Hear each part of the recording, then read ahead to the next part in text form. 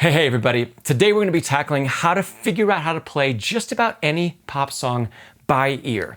Now the process that we're going to talk through works especially for pop music, especially for classic rock and things like that. And sometimes it can work for some offshoots of those, like maybe some Disney if it's not too complicated, maybe some Broadway music if it's not too complicated.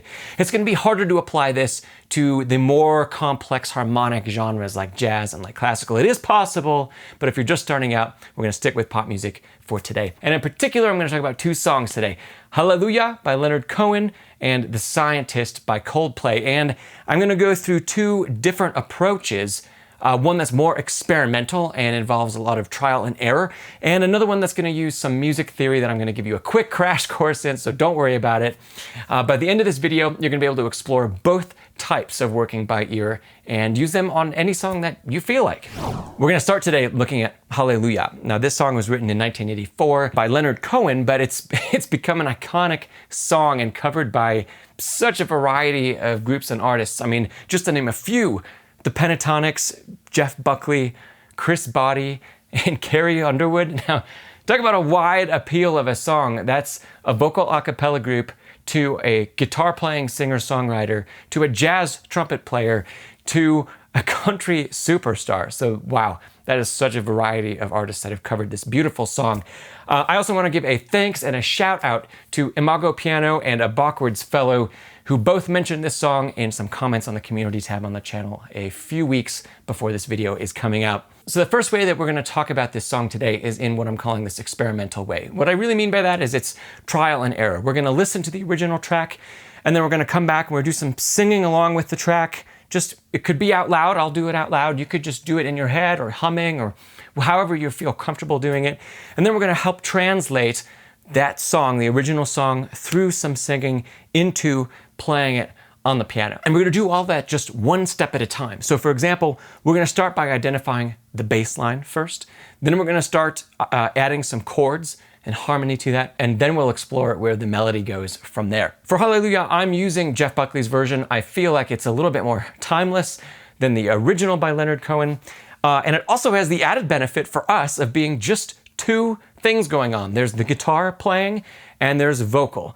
And that really helps to streamline our process today as we think about what's happening in the bass and the accompaniment, the harmony, and what's happening in the melody. All right, I've got the track queued up and we're ready to get started. I'm starting at 45 seconds into his track because that eliminates the entire opening instrumental thing and we get right into the meat of the song. So here we go.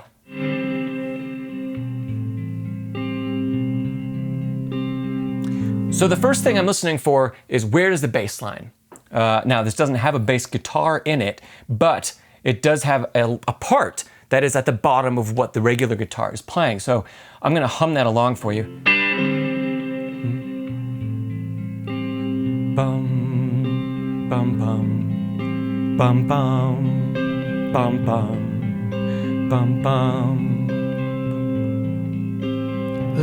Great, okay, do you hear that? Bum, bum, bum. It's walking down, walking back up and down. Can we remember that for just a second? Ba, that's our first note. Now, if you're coming at this after never playing it before, we're gonna need to figure out what note to start on. All we have to do is play some notes until we can match that pitch. Bum. So you might start anywhere. Just walk up and down chromatically in a scale, whatever, until we figure out bum, bum. That's the note. Bum. Now we know from there it goes bum, bum, it goes down, and it goes down again. If I just walk down by step, it turns out to be the right thing. Bum, bum, bum, bum, bum. So that's the bottom of the guitar part. And it repeats. Just repeats over and over again. Just to double check that, I'm going to go back to where we played the track from at the beginning. I'm just going to play along with it.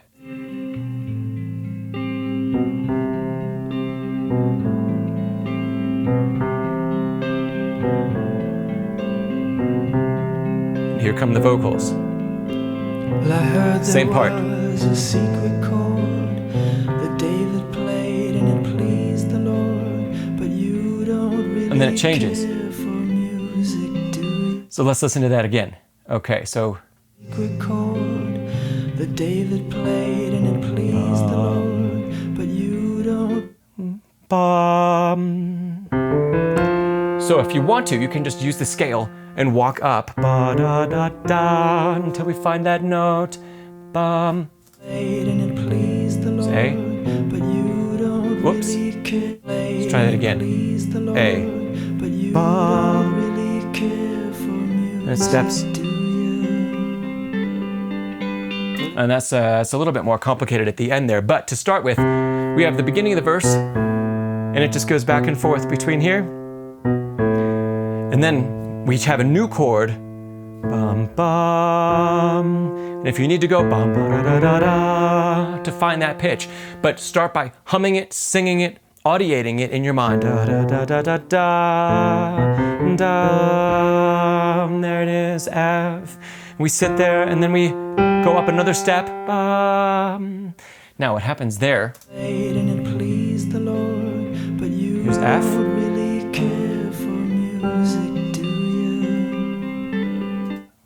Bum, bum.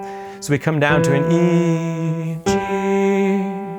Now maybe I got lucky and I didn't have to walk down to E and then find the G again. But okay, now we've identified a bass line. Let's go and review that real quick. We have a repeating pattern of C to A that happens before the vocal comes in, and then a da da da da da da da and da da da da da da da da ba da da da da da da da da. So that's how far we've gotten. Okay, now if we can remember all that, or you can write it down, you can just write down the letter names, as simple as that. Let's keep going. The vocals go, I don't know how the vocals go. Let's just listen to it again. Well, it goes like this: the fourth, the fifth, the minor fall and the major lift, the baffled king composing hallelujah. Oh, those are great chords. Really so jumping back. It's G. Well, it goes like. So we go back to E where we just were. It goes like this, bum, and then it steps. It's the fourth, the fifth, the minor fall and the major lift, the baffled king step, and then composing hallelujah. Let's just stop there before we get to the chorus. Okay, so we've done the whole verse and leading in, I guess you could call us the pre-chorus before we get to the actual chorus. So, well, it goes like this. So you don't really care for music, do ya? Okay, now here's the pre-chorus. Well, it goes like this. It starts on that E, bum, da, da, da. Could go to an F. And then, there we go. I'll play it along with the track one more time. So I'm getting there because I remember the bass line in my head. I'm humming it out loud. If it takes you a couple times of going through one bar at a time, especially because in this part of the piece, we get a new chord. It's almost, depending on how you think about it, it's almost every beat or every bar. So they're coming quickly, rapidly, right? So well, it goes like this. So the fourth, up, the fifth, the minor that could be fall up. and the major lift, Back to F, the baffled G, king and then that beautiful chord. Hallelujah. Okay, before we get to the chorus, let's just take a step back. We're gonna play just the bass line, everything that we've just done. So for the intro, and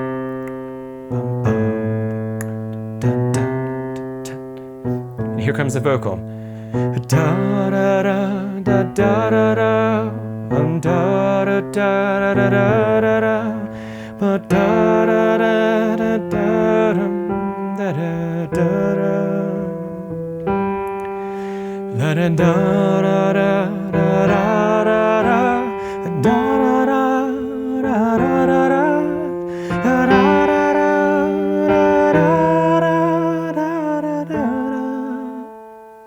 Pretty good. There might be one other note that he plays in the bass. Goes like this: the fourth, the fifth, the minor fall, the major lift, the baffled king. He might go up. Composing hallelujah. So we have two choices, and depending on how we feel, we might actually pick one or the other, depending on what we do later. For now, let's not play the G sharp, because the G sharp is not a root note. It's not going to be a root note. But if we play back to E for that bit, the da, da, da, da, da, da, we're gonna stick with that, okay? So now, the next step that we wanna take is to just harmonize those bass notes as simply as we possibly can, okay? Now, the reason we figure out the bass first is that most of the time in the music that you're gonna be listening to, all we need to do is build a triad on top of the bass note, and it's that simple. So we start with C. So there's a C, we're just gonna play C in the left hand, a single note for now, just play a single note. We're gonna play a C triad in the right hand. Just root position, the basic triad, okay? Just play an A triad, C triad. That's all we're gonna do is keep it really simple. Okay.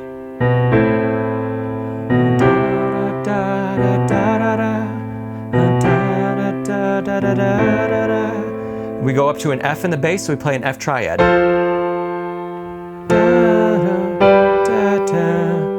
Now, this is where it gets a little tricky. If we just play an E triad in this particular song, it's not actually the right chord. It should be a C chord. How did I figure that out? So if we look at where E is, and we know how we build triads, right? E could be one of 3 different notes. It could be the root, it could be in the middle of the triad, or it could be at the top of the triad. Each time I've played E, right? Root, where it's the bottom note, middle of the triad, where it's the middle note, top of the triad. So we have some choices, E minor, C major, or A minor. And what happens,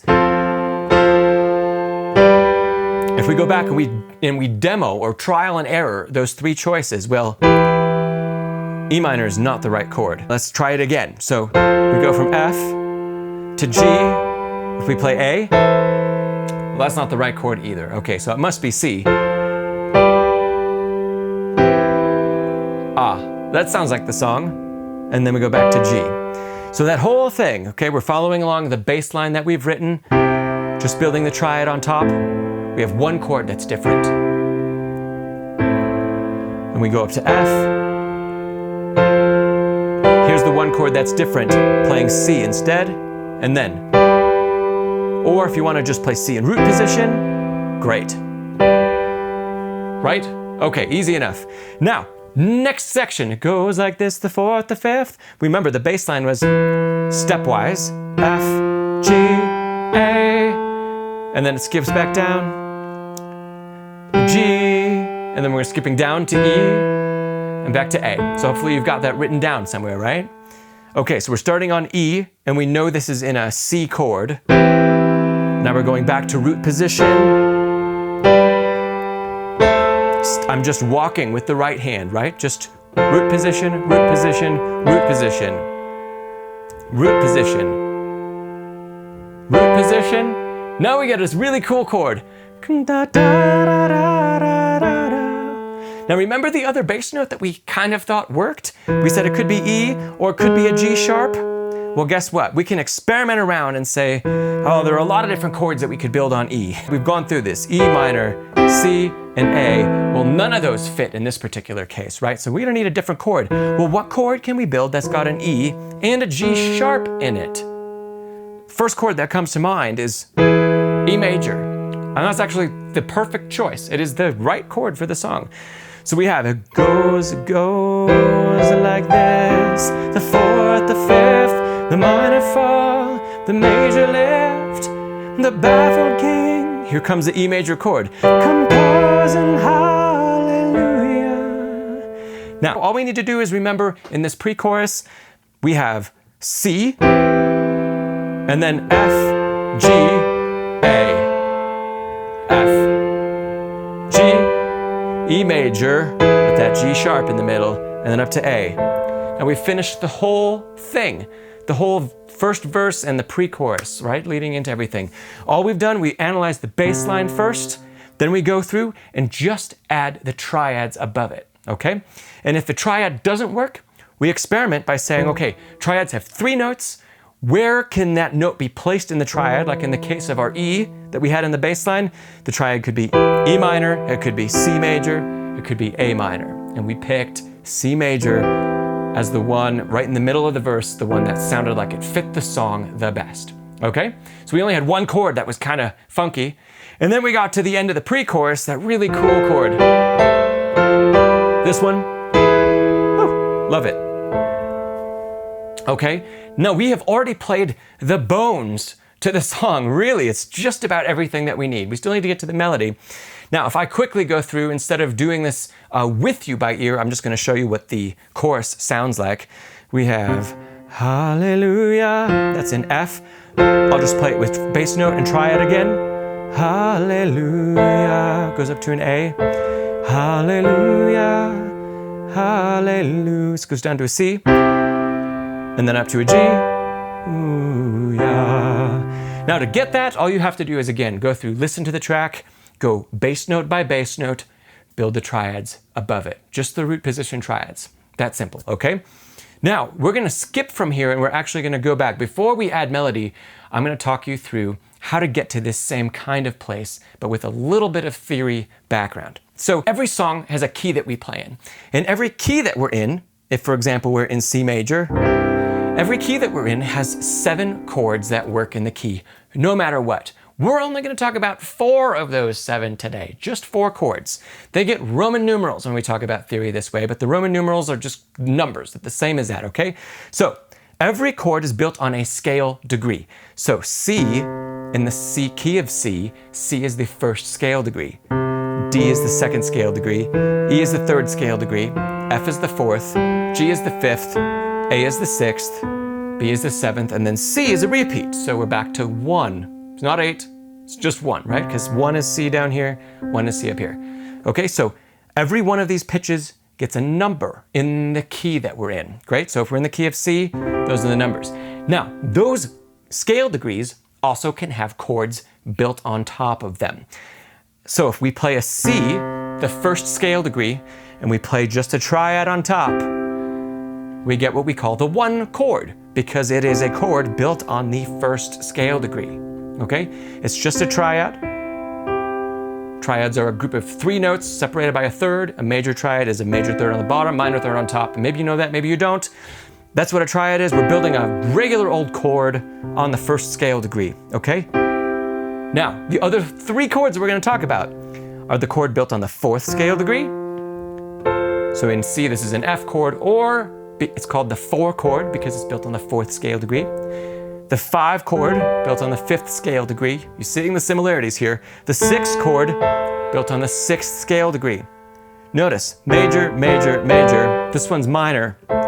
All we're doing is using the white keys because the white keys are the only keys that are in C major. We don't have any other notes in the key, right? The key has no sharps or flats in the key signature. So we have the 1 chord, the 4 chord, the 5 chord, and the 6th chord. Now, guess what? So much, like 90%, maybe more, I haven't done an actual analysis, but so much pop music is created, composed, written using just those 4 chords. It may be in a different key.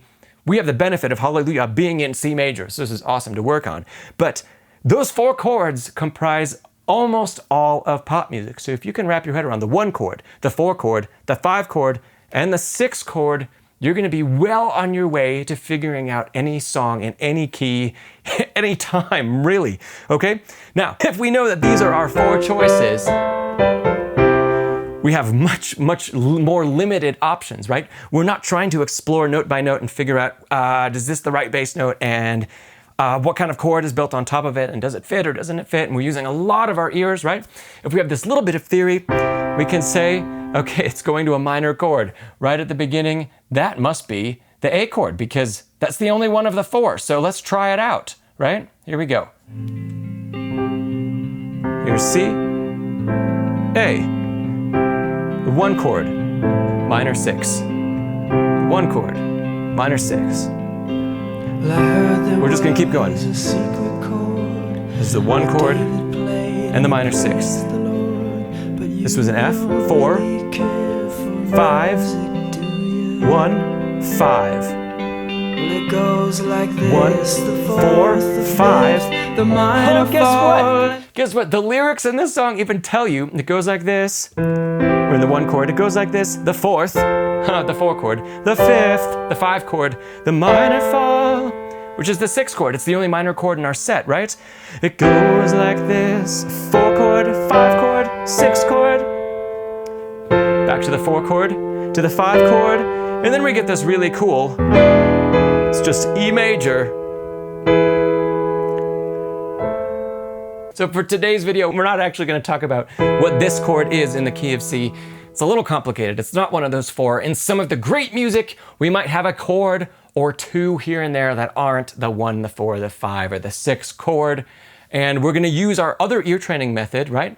Our other method of trial and error and experimenting to figure out what that is. And then in the meantime, until we learn a lot more about theory, all we have to do is say, okay, well, this key that I'm in, well, this one's, it's not any of those 4 chords, but I know that it's an E major, and that'll serve us just fine for now. Now, the cool thing about knowing all of these Roman numerals, right? The 1 chord, the 4 chord, the 5 chord, the 6 chord, is that they translate to every other key that you might want to play a piece in, or that you might be listening to a piece in. So if you know your scales, just your major scales, right? We can figure out what all of those chords are going to be. Now, let's say we want to play Hallelujah, and we want to put it in a different key. Maybe the key of G instead of the key of C, okay? I'm going to play in G, and I'm gonna know, I know what the 1 chord, the 4 chord, the 5 chord, and the 6 chord are. So here, I'm gonna play them. Here's 1, 6, 1, and 6. If I keep going, now we're gonna play from 1 to 6, and the verse keeps going up to the 4 chord, and then to the 5 chord, and then to the 1 chord over a B, and then to the 5 chord. So then we go back. The 1 chord, the 4 chord, the 5 chord, the minor 6, back to 4, to 5, and then, there it is. There we go. So it was a B major and G, and then to the E minor. Okay, so I just transposed that whole thing. Why will that come in handy? Well, maybe you want to sing the song instead of playing the melody. Maybe you're playing the song for somebody else and they say, well, that's too high for me. Can you change the key? Can you make it lower? Well, great. If you know those 4 chords and you know the Roman numerals, the scale degrees that the chords are built on, guess what? It's really easy now to transpose. You just say, okay, I know the 1st scale degree, the 4th scale degree, the 5th scale degree. All I do is build chords on top of those notes. That's simple, right? Now we need to go back to the beginning and actually talk about the melody. Okay, so let's go back to the key of C. So we're gonna do the same kind of exercise. You might take as long as you need to go through this.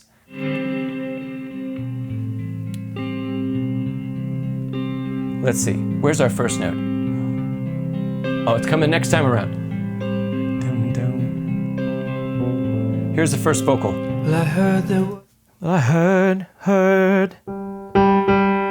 There it is, G. If you put the little pickup in, well, I heard there was. Okay, let's just play a bass line. Now this is starting to take a little bit more coordination, right? So hopefully we've gotten the bass line pretty good and under our fingers now. And we just do the rest of this again, just the same way we did the bass line, except in the melody there's gonna be a few more notes. So we're gonna have to take some time.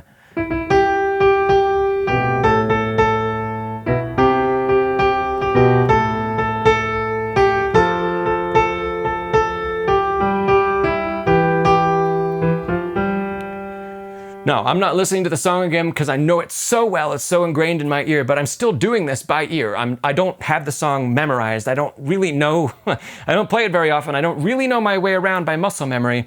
So I'm hearing in my ear where the vocal goes just exactly as if I listened to the track repeatedly, which is just fine. And then I'm playing stepwise. And I'm actually, it doesn't look like it because I'm getting it right, but I'm making guesses, educated guesses because of ear training and working on this kind of stuff, but guesses truly about where it goes from here. Now, they just happen to be right, and that's awesome, but I'm sure there's gonna be some wrong notes somewhere. So, well, it goes like this, the 4th, the 5th, the minor fall, the major left. That's nice, it's all stepwise. The baffled king composing hallelujah. Helps also if you just sing it along. So this is the same thing you would do if you listen to the track, just a bar at a time. Hallel, 4 chord. Hallelujah, hallelujah, hallelujah.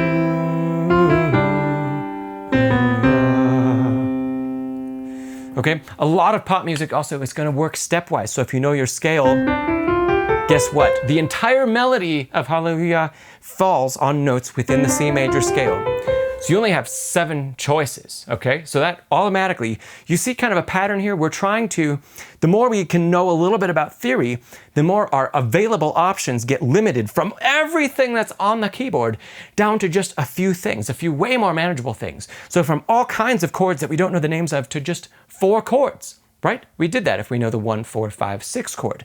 And then our choices of melody notes, if we know the key it's in, C major, we know the C major scale, all of a sudden we go from all of the notes being available to just 7. And we know the way the voice works. The voice doesn't like to skip around. Great melodies are linear, right? Sometimes they've got jumps here and there that are unique and cool sounding, but for the most part, they follow step-by-step motion. Up a step, down a step, etc., right? We can add something else to working through the melody, okay? So we said we know the scale, we know we've got those 7 pitches, 7 different pitches, right? Now, we also know what all of the bass line is, the whole bass line from the song, and we know the chords that go with all of this, right? So guess what? All of the time, now, our melody note, our main melody note, is going to be one of the notes that's also in the chord that we're playing. So if we play, the first chord is C, guess what? The melody is, it's those notes. They're already in the key, in the chord of C, or our 1 chord. And then the chord of A, it's just the root. And even the next note is still, it's in the chord. We have A, C, and E. There it is. Now, this is an F chord. A is still in the chord.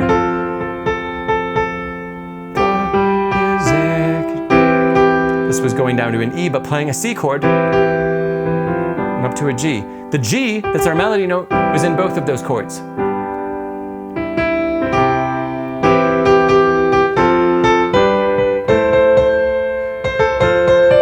Oh, that one is kind of unique. We step out of the shape of the chord because we're in F. Cool though, right? But it's only 1 step away. So even if we're experimenting,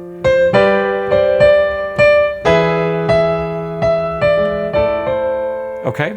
And those other little notes that come in and out of the chord, those are just called passing tones or neighbor tones. That's their name.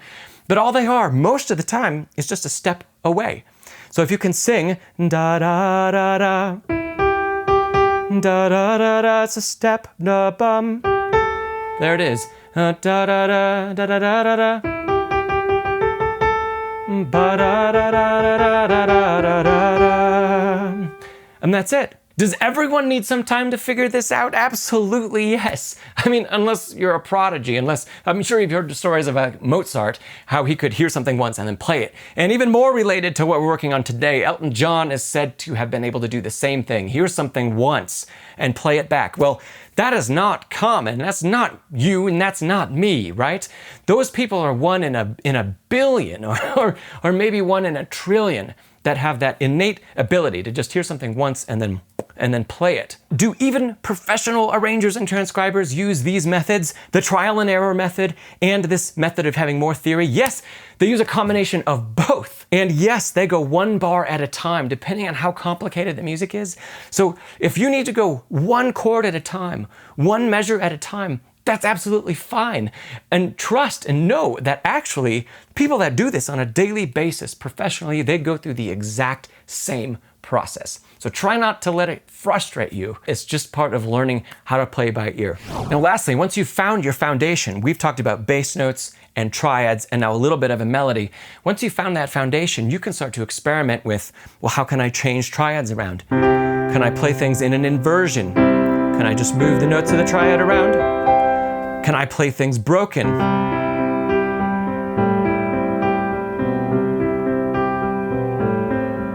Sure. Can I play things broken in a different way?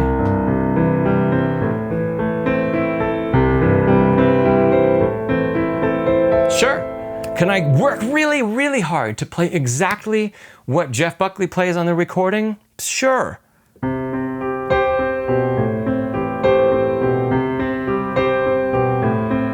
That's a lot like what the guitar plays. Okay? And then in the meantime, how do I incorporate the melody with the accompaniment with this stuff? We'll start by just playing chords. Keep it simple, right?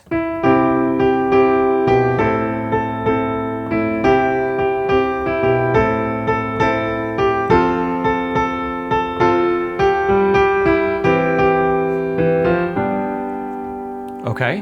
And then you can continue as you get more and more comfortable playing it that way, as you learn more and more about the process, as you experiment away from playing the melody and just with playing with the textures and the harmonies, you can add as much or as little as you want. If you only want to play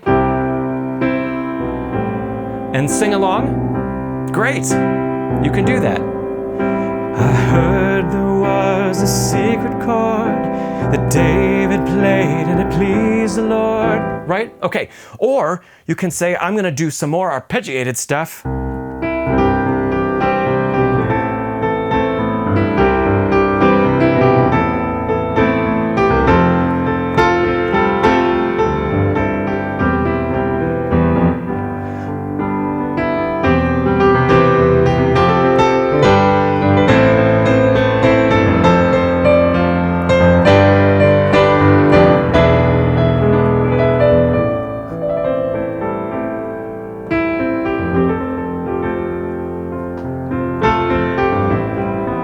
Okay, now all of that stuff, I don't have the music in front of me. I don't have even a plan for what I'm playing. It is literally all based on playing the 1 chord, the 4 chord, the 5 chord, and the 6 chord, and knowing that the melody also resides on notes that are within those chords. I've had a little more time in my life to explore how to play arpeggios on these different chords. Right? So there you go, scale practice, arpeggio practice. There's a really practical example of why it's so important for that to be a part of your practice, right? It can play right into playing by ear and doing your own thing with all this music that you might love. So all that said, the possibilities are nearly endless because you're in charge of making the music here. So just get plugged in, start experimenting, and do what sounds good to you. And the more you experiment and the more you figure out what sounds good, the more you're going to develop your own voice as you learn how to play all of this stuff by ear. Okay, for the second part of this video, we're going to jump into playing The Scientist by Coldplay. And instead of going through exactly every little detail bit by bit, I'm just going to jump in and start to combine using both our trial and error ear training method and also knowing what the chords are, let's say the 1, 4, 5, 6 chord, and using that knowledge to just launch us right into making a lot of progress very quickly. All right, the beautiful thing about this track is that it's the beginning of it is solo piano and voice, so we've got the perfect instrument to experiment with. So here we go. Here is the top of the track.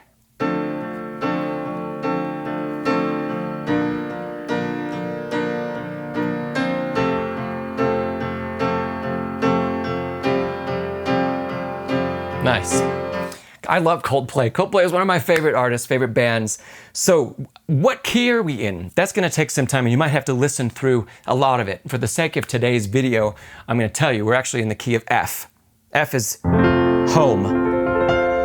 Okay? F is exactly where we feel centered and we come home to as we go through the piece. So what are the 4 chords that we need to know in F? We need to know the 1 chord, F. We need to know the 4 chord, B flat. The 5 chord is C, the minor 6 chord is D minor. Now, if we go back to the top of the track, which one do we start on?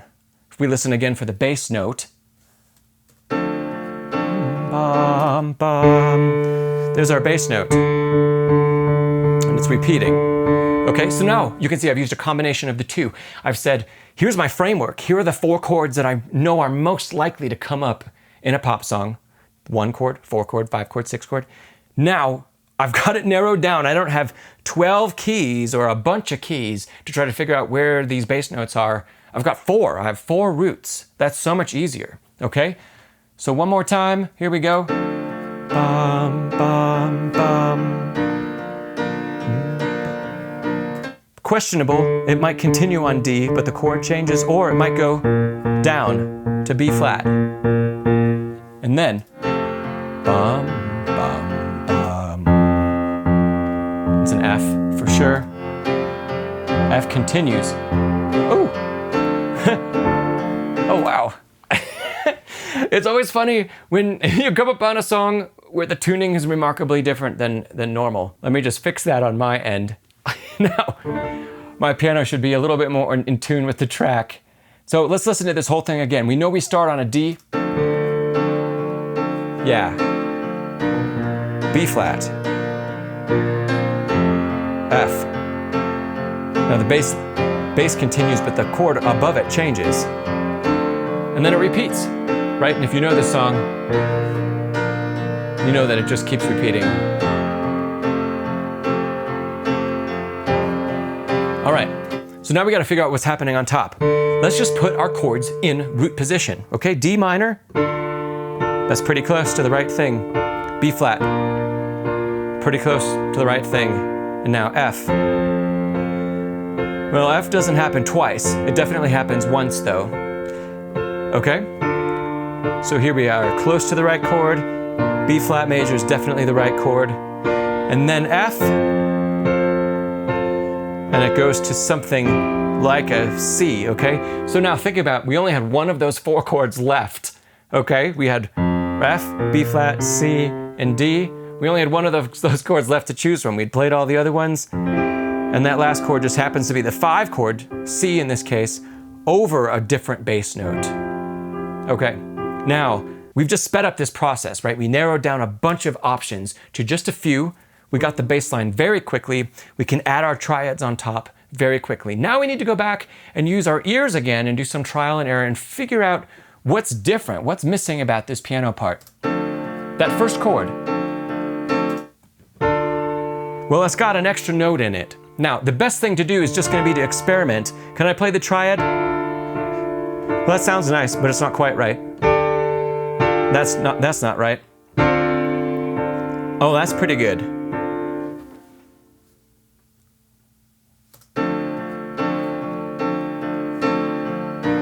That's pretty good.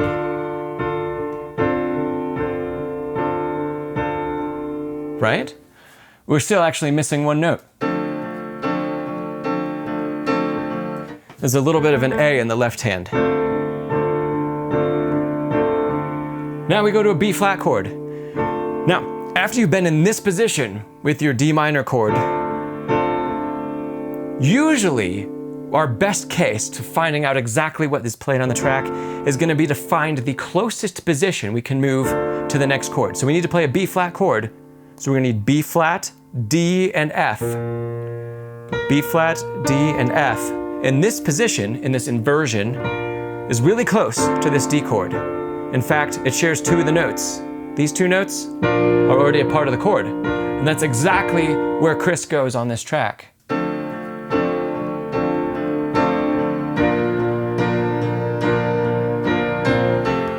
Okay, we know the top there at the end steps up, just a step.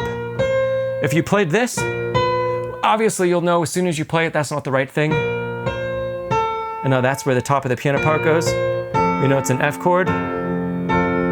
So again, F has F, A, and C. So instead of playing root position, we know automatically that the high note of the piano part, because we're listening, goes there. Now we just build an F chord where this is the highest note. Still just a triad, it's just in an inversion. Now, the last chord, again, is another one we're gonna have to do some experimenting with. So the top note, so the bass note stays the same, the top note comes down. And then listen to what else. There's a C in there. There's an F in there. So we've got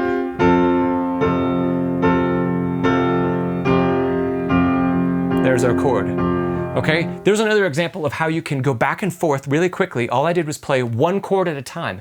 Go back and forth, have the track play, and then play along with it. You'll find out real quick. Well, that was kind of a note that fits, but if you played one that obviously doesn't, or if you're experimenting and trying to throw notes around and figure out exactly where something's going, just play that bar over and over and over again. And that's exactly how we figure out how we train our ear, right? And sometimes if there's a part that's really complicated for us, no matter where we are in our journey, there are going to be parts of music that are really complicated for us to figure out.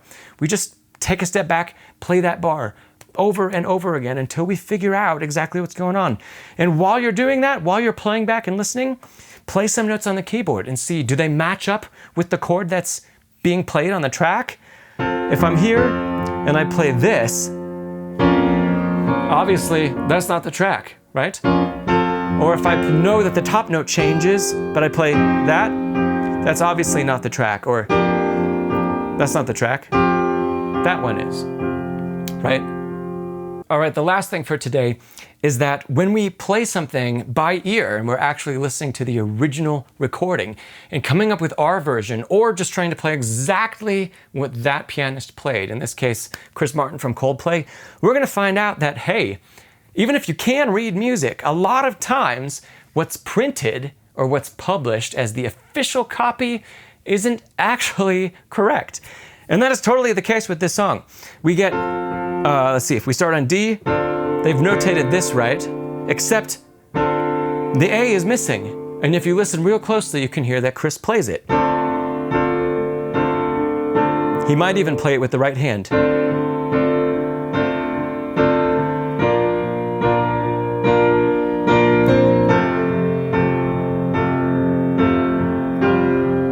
That sounds a lot like the original track.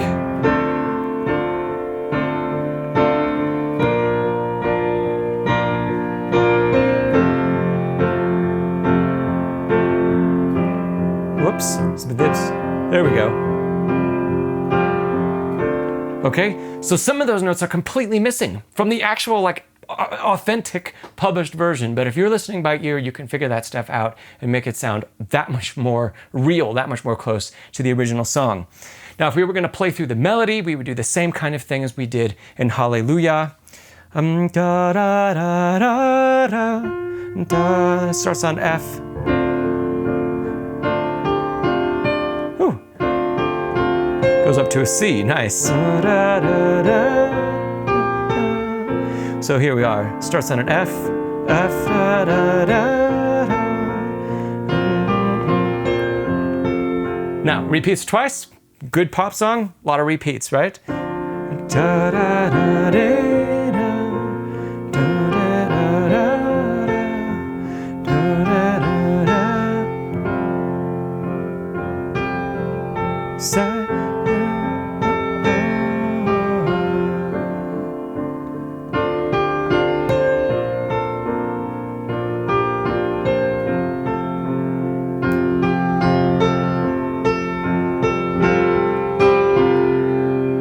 And then it keeps going, right? We have more and more repeats, just like we did with Hallelujah. As you get more and more comfortable with bass note, root position triads, working your way around, right? Then we go back to the track, we fill in the gaps, then we can fill in the melody, and then we have all kinds of options. Do you want to play it with an arpeggiated or like some kind of ostinato left hand? You know?